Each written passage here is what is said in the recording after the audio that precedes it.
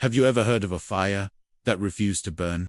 Not because it wasn't hot, not because it lacked fuel, but because Allah commanded it to be cool and safe. For a true believer, the fire that refused to burn a believer, true Islamic miracle. This is not mythology. This is a real story, told in the Quran, respected in the Bible, and honored across centuries of Islamic tradition. Let us go back, way back to the time of Prophet Ibrahim a.s., a noble man, a monotheist in a land of idol worshippers, born into a society that had forgotten the oneness of Allah. From a young age, Ibrahim a.s. questioned everything. He asked, "Why do we worship statues that can neither speak nor help us?" He shattered idols to prove a point. He wanted his people to wake up, but instead of understanding, they grew furious. B-roll of ancient Mesopotamian city, idol worship, then Ibrahim confronting people. The people of Babylon, including the tyrant King Namrod, saw Ibrahim a.s. as a threat. He was preaching Tawheed, the oneness of Allah, and that message shook the foundations of their power. They made a decision: burn him alive, but not just in any fire. They wanted to make a giant pit of blazing fire, so hot that no one could get close to it. The fire was so intense, even birds flying above it fell dead from the heat. People from all corners gathered to witness this punishment. He had full tawakkul, complete trust in Allah.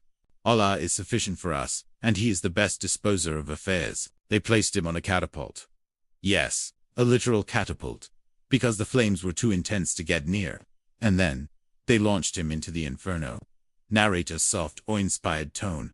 As Ibrahim a.s. flew toward the fire, something happened that changed history.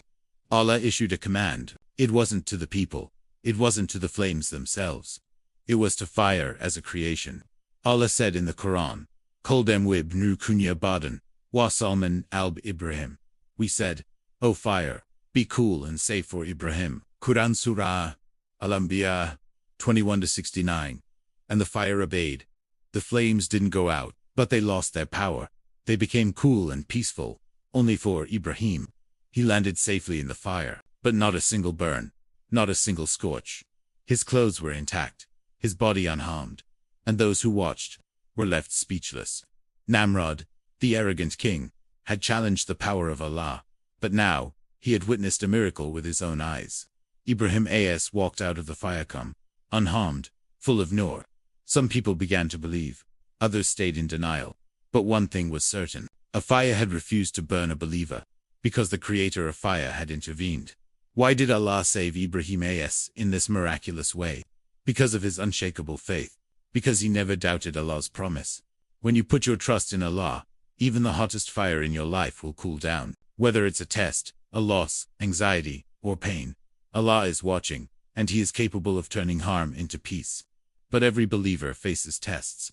The fire of criticism when you choose Islam, the fire of peer pressure, the fire of financial struggle, the fire of depression or isolation.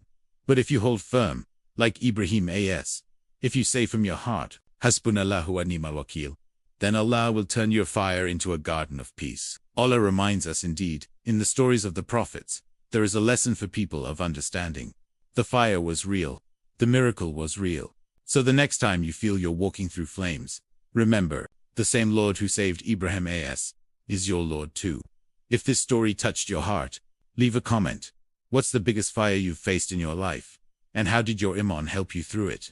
Don't forget to subscribe to Islamic Stuff for more inspiring stories, miracles, and reminders from our beautiful deen. Until next time, stay strong, stay patient, and trust Allah.